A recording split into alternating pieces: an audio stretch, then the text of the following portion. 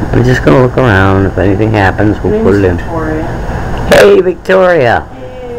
Hey. What do you... Go ahead. No. What do you think about stigmatizing the mentally ill? I think it's awful. Awful. Some people would not be around me or anything because I have a mental illness. I've had it happen. And it's difficult to keep it in because I don't want to say anything, you know. You mean like when you want to tell people you have a mental illness? Yeah, they kind of push away. Or if they see all these pills in my apartment, they like, oh my god. Yeah, I know. You know, I've had that happen where a person that I didn't know saw all of these pills and they thought I was like some kind of, you know what I'm saying? Yeah. Yeah, because they don't understand what it is.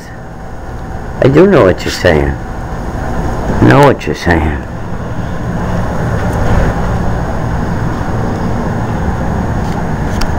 Mental health stigma really stinks.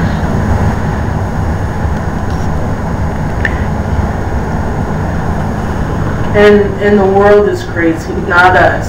Another thing, they think that people think we're violent. Actually, we're more victims than violent. And not a lot of people know that. Yeah, they don't. They don't know. More. Pat held a rally, and we went to the county courthouse in Clearwater, and we had this big rally with signs, and we got to do that, and I thought it was awesome. By this statistic emphasize, 1 in 4 people have a mental illness, 1 in 5 people have dandruff.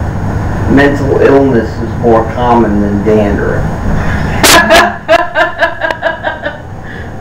What do we care, man? What does Leslie have to say? I don't know. You know, I was going to... Go ahead, Les. Stigma. People put stigma on lots of things. Lots of issues. And mental illness is just one of them. And unless they've been there, they've had an episode of depression or manic or I'm trying to think of delusions. Mm-hmm. They don't know. They don't know what it's like. They think it's foreign, it's scary to them. That's about all I think of right now. A lot of people think it's hereditary, and it's not a hereditary disease. You're not guaranteed to get it because your parents have it. That's the truth. Yeah, that's good. But you know, Victoria, you were talking about the March and March. And you know how we talk about freedom of speech and stuff like that around here?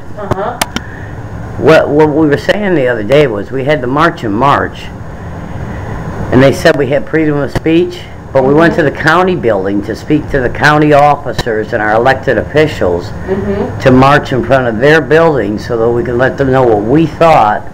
And the police came and said they can hear you in their offices. You got to quiet down. Oh, I know. And then we did. They're doing a lot of that lately with the homeless down here in St. Pete, Florida. I know it. The homeless were holding up signs saying they need money. Now they can't. They can't hold up the signs. They can't even sleep on the... Anywhere. In St. Pete. On the ground. There's places where they do sleep, but by law, we can't even sleep in our backyard because of the laws they passed because of the homeless. You cannot recline in certain areas of St. Pete in the backyard. On your own property. Ain't that something?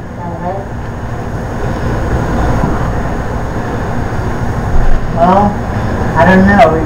Get a tent. You can sleep outside, sleep in, but the homeless people they don't have nothing. They can't carry around big tents and blankets. But you can't. And stuff like that, so they don't have a good place to go. No. What happens in the rain or in the winter? Right. Yeah. They come down here to Florida because of the winter, and then they want to run them off to Sarasota is worse than St. Pete. They ran them all off up here. And when they shipped them all up north, they were giving them tickets to go back home. Or to go north or to leave the area. You know, they were paying for them to leave because they don't want them here. And then, Larry, you remember the tent city we had not far from here? Yeah. You know what I mean? That tent city, I think they moved it because you could see it from the highway. Sounds like You could bad idea to me. beautiful downtown St. Pete. They could see it from the highway. They want the St. Pete to look all nice. They got all these condos now just so they can push everybody out, especially the elderly and homeless. And the poor. All because we got a baseball team. Yeah, we got a baseball team. And I like the baseball team, but now they want to build that damn new stadium. Can't afford a freaking stadium in this town. There's no reason for a new stadium. We're still paying for the old one. They want to knock it down, turn it into condominiums, and build a new one. And all we need is a hurricane. All we need is a hurricane, and St. Pete's wiped out. Where they're building 24-story condos for $1 million, $2 million, and then 2 blocks away, you're renting apartments on Section 8 because you can't afford to live, working a 40-hour-a-week job on your own. With like 6 kids. Or even 2 kids. You gotta work 2 kids, jobs. yeah. You gotta work 2 jobs to make ends meet with 2 people. And they can't afford jobs. People can't get jobs. They can't work because they gotta raise their kids. Because there's a lot of single families. You know? And I'm thinking about, what about the middle class that do have money in this society? That have to work their 40-hour week or more. They work a 40-hour week with their children. They take them to daycares. They pay a fortune for children to be at daycare, but they've got to work.